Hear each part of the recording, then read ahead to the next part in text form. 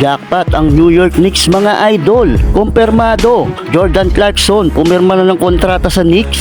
Well, malungkot naman na balita. Indiana star na si Tyrese Haliburton, it's officially will miss the entire 2025-26 NBA season matapos ang tinamo nitong Achilles injury, kung saan ay nakuha nga niya ito sa nakalipas pa lang na NBA Finals kontra sa OKC Thunder. Ayon mismo sa pamunuan ng Indiana at sa presidente nito na si Kevin Pritchard, kakailanganin dumaan ni Tyrese sa mahababang recovery at hindi na nga raw ito makakapaglaro sa kabuuan ng next NBA season. Malaking kawalan pa naman si Haliburton sa lineup ng Indiana mga idol, dahil isa nga siya sa mga dahilan kung bakit sila nakarating nitong NBA Finals. Kayo mga idol, anong masasabi nyo dito kay Tyrese Haliburton?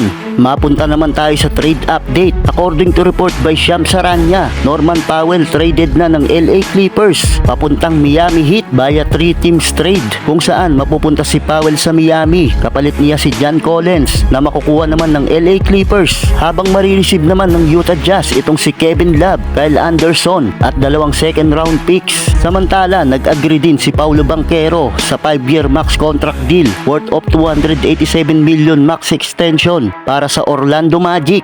Well, para sa huling update mga idol, jackpot naman ang New York Knicks matapos nilang makuha itong former 6 man of the year na si kabayan Jordan Clarkson at pumirma ito sa kanila ng 1-year deal worth of $3.6 million para tuluyan nila itong makuha. Mukhang talagang naka-jackpot ang New York Knicks dito kay JC mga idol, dahil bukod sa nakuha nila ito sa mababang halaga ay magandang additional din itong si Clarkson para palakasin ng second unit ng New York Knicks, dahil isa nga rin ito sa mga best scorer dito sa liga. Well, kayo mga idol, ano ang masasabi ninyo sa naging trade update ngayon at ang pagkuha ng Knicks sa ating kabayan na si Jordan Clarkson?